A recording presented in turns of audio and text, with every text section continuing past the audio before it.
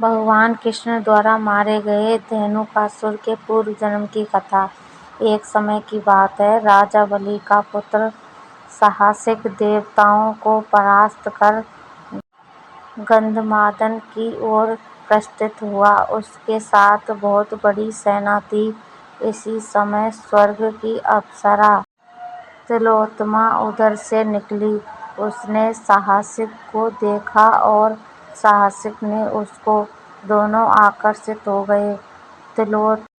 तिलोत्तमा ने अपने सौंदर्य से साहसिक को मोहित कर दिया।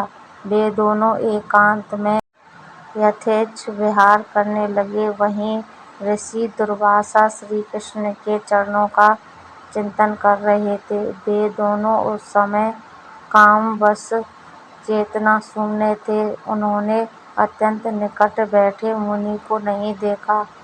शोर सुनकर सहसा मुनि का ध्यान भंग हो गया। उन्होंने उन दोनों की कुत्सित चेष्टाएं देख क्रोध में भरकर कहा। दुर्वासा बोले, ओ गधे के समान निर्लज्ज नराधम! उठ, भक्त बलि का पुत्र होकर तू पशुवत आचरण कर रहा है। पशुओं के सिवा सभी मैथुन कर्म में लज्जा करते हैं। विशेषतः गधे लज्जा से हीन होते हैं। अतः अब तू गधे की योनि में जा। तिलोत्तमे, तू भी उठ। दैत्य के प्रति ऐसी आसक्ति तो अब तू दानव योनि में जन्म ग्रहण कर। ऐसा कहकर दुर्वासा मुनि चुप हो गए।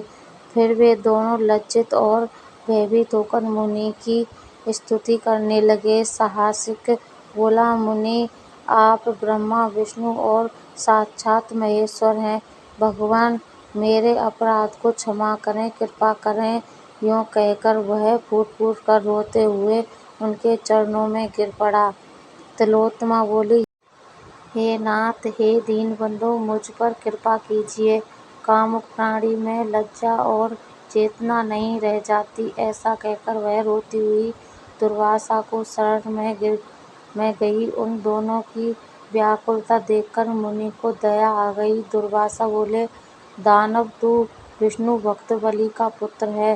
पिता का स्वभाव पुत्र में अवश्य रहता है।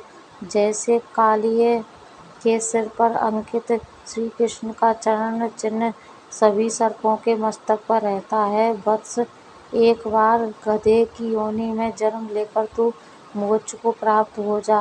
अब तू वृंदावन के तालवन में जा। वहाँ श्री कृष्ण के चक्कर से प्राणों का परित्याग करके तू शीघ्र मोक्ष को प्राप्त कर लेगा।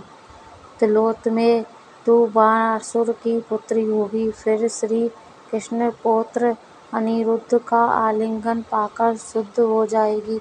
यह कहकर दुर्वासा मुनि चुप हो गए। तत्पश्चात वे दोनों भी उन मुनि श्रेष्ठ को प्रणाम करके यथास्थान चले गए। इस प्रकार साहसिक गर्दभ योनि में जन्म लेकर धेनुकासुर हुआ और तिलोत्तमा बाणासुर की पुत्री उषा होकर अनिरुद्ध की पत्नी हुई। कथा अच्छी लगी हो तो चैनल को लाइक कर लें, सब्सक्राइब कर लें, वीडियो शेयर कर दें। धन्यवाद।